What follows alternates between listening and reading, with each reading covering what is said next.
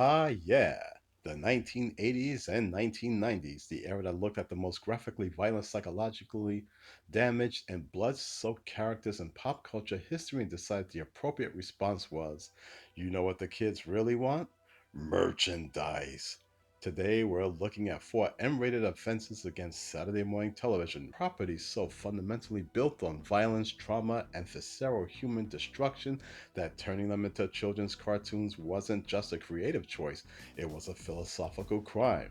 This is a story of how the cartoon industrial complex took Hollywood's most dangerous properties, put them in a blender, and poured the result directly into your cereal bowl. I'd buy that for $1. To understand how this happened, you need to understand the machine that made it possible. By the mid 1980s, the Saturday morning and syndication cartoon landscape had become the most lucrative real estate in children's media, not because of the shows themselves, but because of the toys. G.I. Joe, Transformers, and He-Man. These weren't cartoons that got toy lines, they were toy catalogs that happened to have storylines.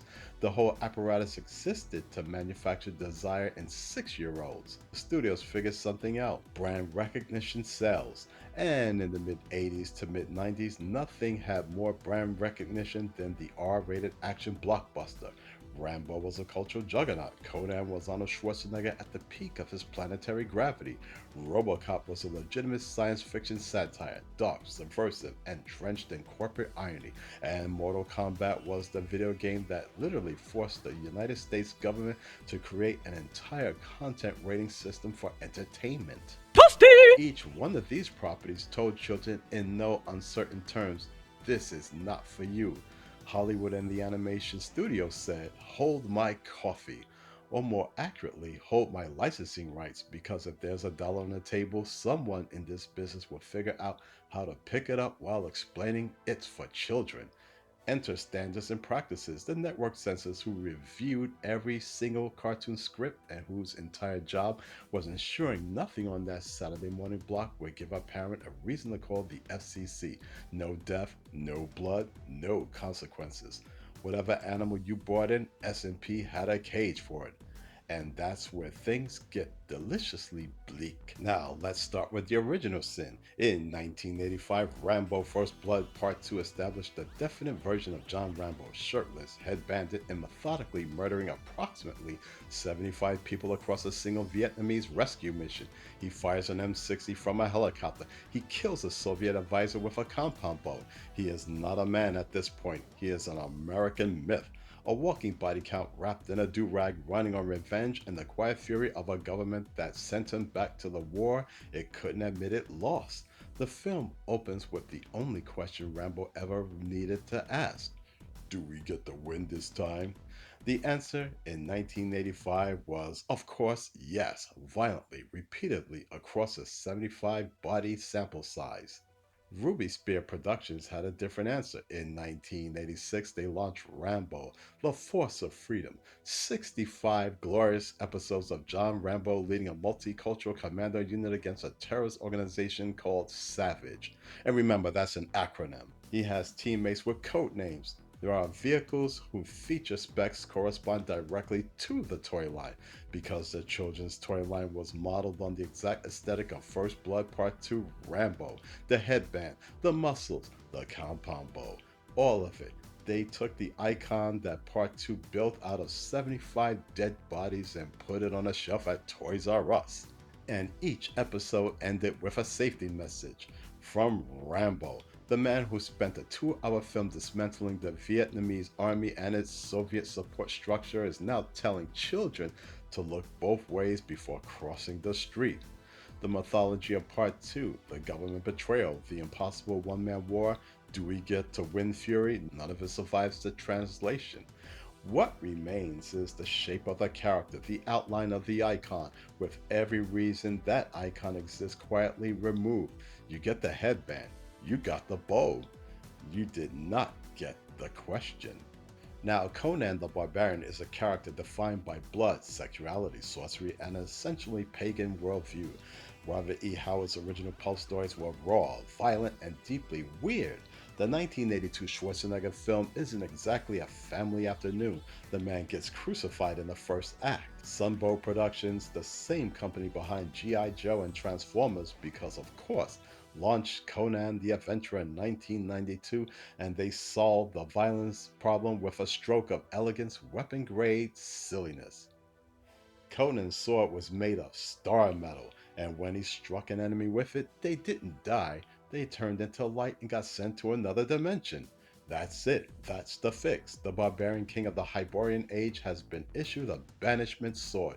He doesn't kill anyone, he teleports them. Conan the Adventurer is, when you look at it honestly, a show about a man who commits repeated acts of involuntary interdimensional relocation. He's not a conqueror. He's more like a deportation officer with great hair. The toy sold reasonably well. The show ran 2 seasons. Conan punched a lot of snake men, including one that looks like a Serpentor knockoff, and none of them died. Howard's Conan was supposed to be terrifying, a force of nature from an age when civilization was young and violence was the primary language of power. What Sumbo handed audiences was a hero whose weapon could not, by design, cause harm. The contradiction was baked into the premise on day one, and nobody in the writer's room were paid to care about it. To keep it 100, Conan the Adventurer by any means is not a bad show. It was written and helmed by Christy Marks. You remember her, the creator of the Synthoid Conspiracy, of G.I. Joe, and many other shows. Very talented writer. It's just that unfortunately she had to comply with the S&P. And if she had her way, I'm sure it would be more akin to the source material, which I do remember reading The Savage Sword of Conan back in the day as a kid. Here's where the irony gets almost geometric. RoboCop, Paul Verhoeven's 1987 film, is a satire. It is explicitly, deliberately commenting on corporate greed, media desensibilization, and the dehumanization of law enforcement. The violence in RoboCop is the point. You're not supposed to enjoy it cleanly. That discomfort is the mechanism by which the film works. Verhoeven is not a subtle man, but he is a precise one. Marvel Productions made RoboCop the animated series in 1988, 12 episodes in which Alex Murphy, the man torn apart and rebuilt as a corporate law enforcement product, fights crime with zero existential crisis and absolutely no discussion on what omni-consumer products actually represents. The satire evaporated, the irony dried up entirely. What remained was a robot cop who says, "I'd buy that for $1," without any of the context that made that line mean anything. And then, because one bite of this particular apple wasn't enough, Nelvana gave us RoboCop Alpha Commando in 1998. 40 episodes. Murphy gets reactivated after a 5-year freeze to fight a new terrorist organization. He has upgraded gadgets. There's a hacker kid. Nobody's questioning whether a for-profit corporation should have a monopoly on urban law enforcement. Nobody is having their hands shot off. Nobody's processing the horror of their own death and mechanical resurrection. Verhoeven built the film designed to make audiences uncomfortable about their own consumption of violence. Both animated series made the audience uncomfortable.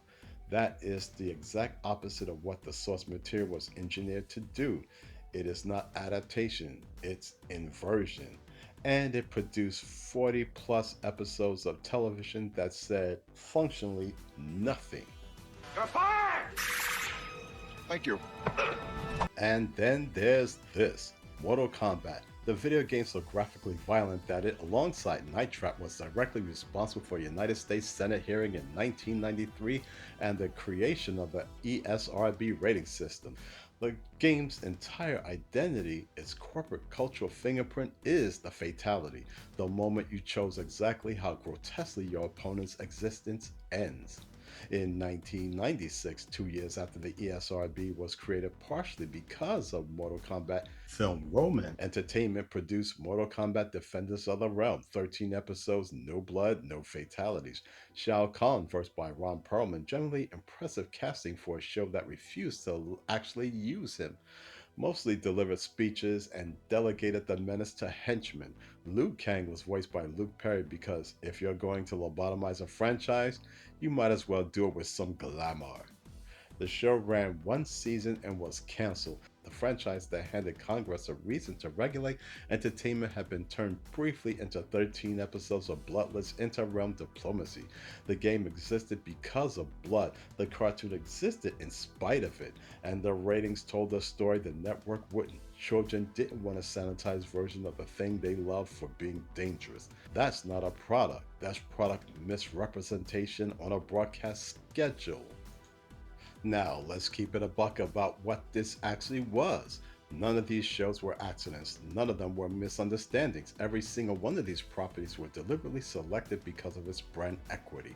And the violent adult source material was the entire point. Parents recognized Rambo, Conan, RoboCop. Kids saw their parents' movies on Saturday morning in a form that they were clear to watch. The licensing fees on repurposed action IPs ran cheaper than developing original concepts. The toy line economics worked, standards and practices provided the plausible deniability.